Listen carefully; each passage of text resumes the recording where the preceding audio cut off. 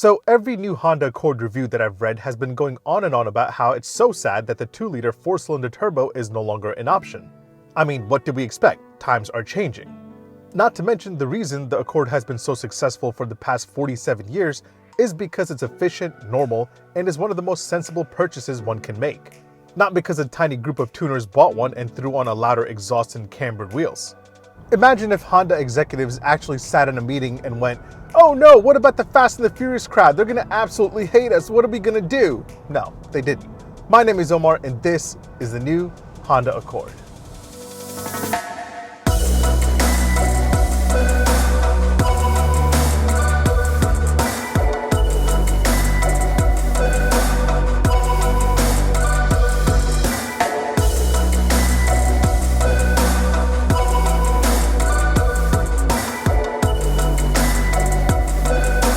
Yeah, while me as an automotive enthusiastic individual loves power and manual transmissions, the majority of buyers out there just care about a normal and comfortable car to get them from point A to point B. And that's what the new Accord does really well. It's like Honda asked ChatGPT, how do we make the new Accord even better? And ChatGPT spit out a really professional and proper answer. Sure, it no longer keeps up with an EcoBoost Mustang, but the new Accord has been improved pretty significantly. So, what are you working with under the hood?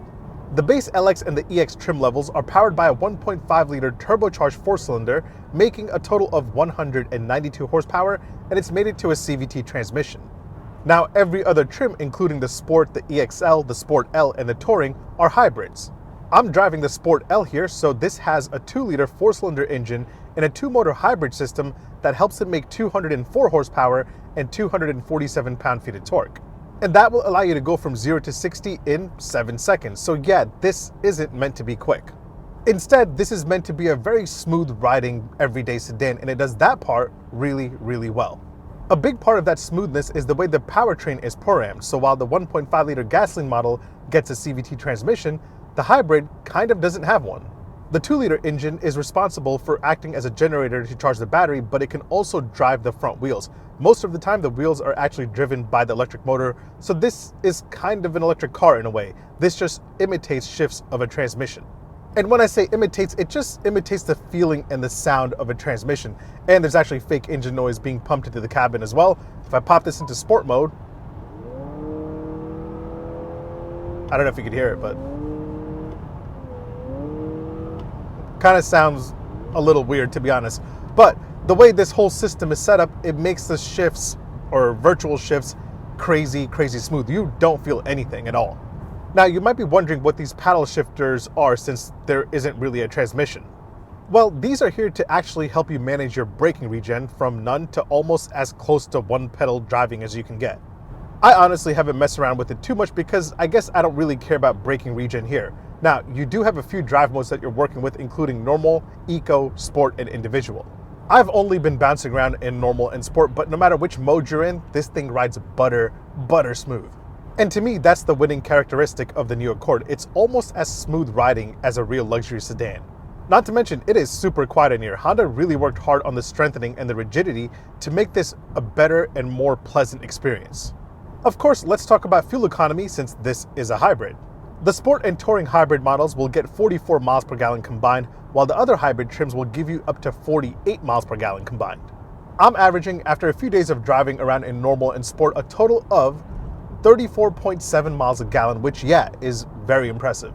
But what's more impressive is the range. If you go for the non-sport and touring hybrid models, you get an EPA estimated range of up to 614 miles, which yeah, is absolutely insane. It's quieter, it's smoother, it looks good. Well, in my opinion, it looks good. I honestly don't know why everybody is going crazy on the internet about the design of the new Accord. This doesn't upset me at all. I mean, what did you expect? This is an Accord.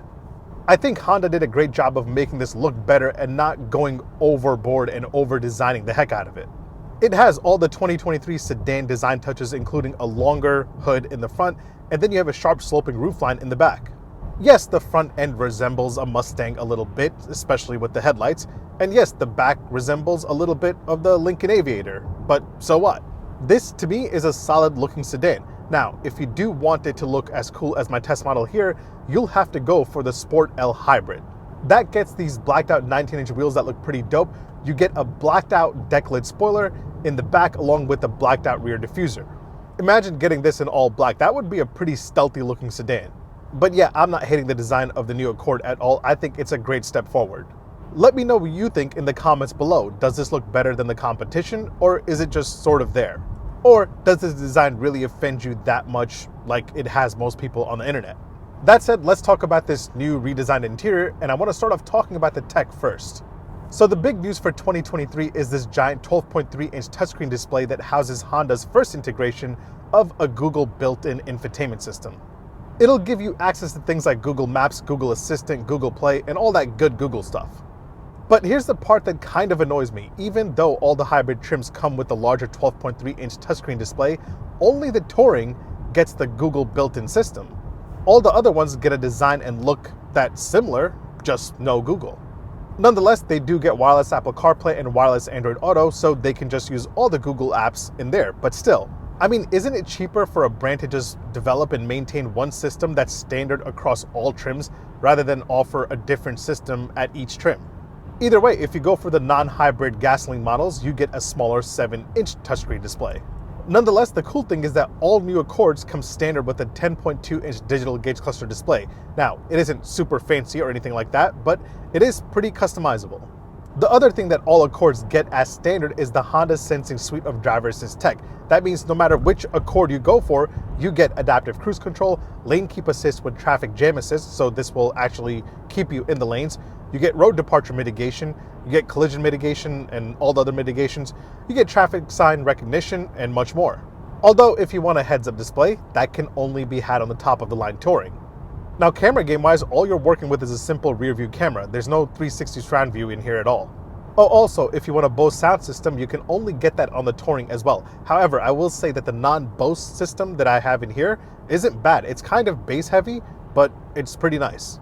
Other than that, in terms of comfort and space, this interior is very solid. The front seats, I have to say, are really, really well done. You get a lot of cushioning, and I honestly never felt that they were too cheap or anything. The LX, EX, and Sport Hybrid get a power adjustable driver's seat, while all others will give you a power adjustable passenger seat as well.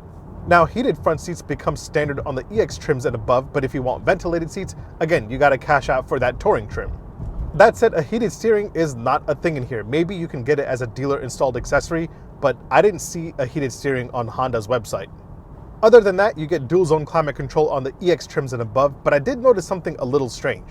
So you can close the vents on the driver and passenger side from this slider right here. However, the middle vents, there is no way to close them. There's no slider or anything, which I found a little bit weird. But yeah, this interior overall is a nice and comfortable place to be. That said, let's hop in the back and check out the rear seat practicality. All right, so let's kick off the practicality side of things by checking out the rear seats. Once you get back here, you're working with a total of 40.8 inches of legroom, so almost 41 inches. I'm about 6 foot tall. That is my seating position. As you can see, I still have a good amount of room. Now, this is the most spacious in the segment, more than the Toyota Camry, Nissan Altima, Hyundai Sonata, and the Kia K5. Now, since this year the new Accord has a sharp sloping roofline in the back, headroom has apparently suffered, and everyone online is all up in arms about it. That's all everyone can talk about, that it has really spacious legroom in the second row, but the headroom suffers. And to be honest, I don't know what they're talking about. Again, I'm about 6 foot tall, 5'11" and a half to be exact, and I still have a good amount of headroom. I'm not noticing any crazy lack of headroom. They've even made this indentation here to make sure that you do have headroom. So I don't know what other people are talking about. The only thing I would complain about really is that you can't get heated seats in the second row, which would be a nice option to have. Not only that, my Sport L Hybrid model doesn't have vents or any charging ports back here. It's just this little block and that's it. I don't know if the Touring gives you vents in the back or USB-C ports in the back, but on here, this is the second from the highest trim and it doesn't have it. Now let's check out the cargo capacity. You can pop open the trunk by using a button located right underneath the Honda logo, and that opens it up to 16.7 cubic feet. And again, that's the most in this segment, more than the Camry, more than the Altima, more than the Hyundai Sonata and the Kia K5. And I also have a Costco receipt to prove that you can fit a Costco trip. Oh, gotta get that in that trunk. So yeah, cool, gotta get the receipt. All right, so before we talk about the pricing details and whether or not if you should get the new Accord over the competition, let me point out a few important daily ownership highlights that I'd love to show all of you. You have a total of 4 cup holders, 2 in the front. The 2 in the front are actually pretty deep. It's actually nice. then you have 2 in the back right here in the center armrest. Then of course you've got some bottle holders, but I don't count those as real cup holders. Here are the keys to the new Honda Accord, same key as every other Honda. Very nice and compact, very nice and light. You do have remote start right there, so that's pretty cool. Door close sound from the outside. And from the inside, solid. And then you have a nice little welcome sound and animation. Honda. Wow. Hybrid! Charging game-wise, in the front, a wireless charger is actually optional. It would be right there if you had it. It's an extra like $200, but you do have 2 USB-C ports, one for Apple CarPlay and Android Auto connection, and one just for charging. And of course, let's do an indicator and horn sound test. Indicator first. Nice. Now for the horn sound. Oh yeah, solid. So, should you buy yourself a new Accord if you're in the market for a comfortable, efficient sedan?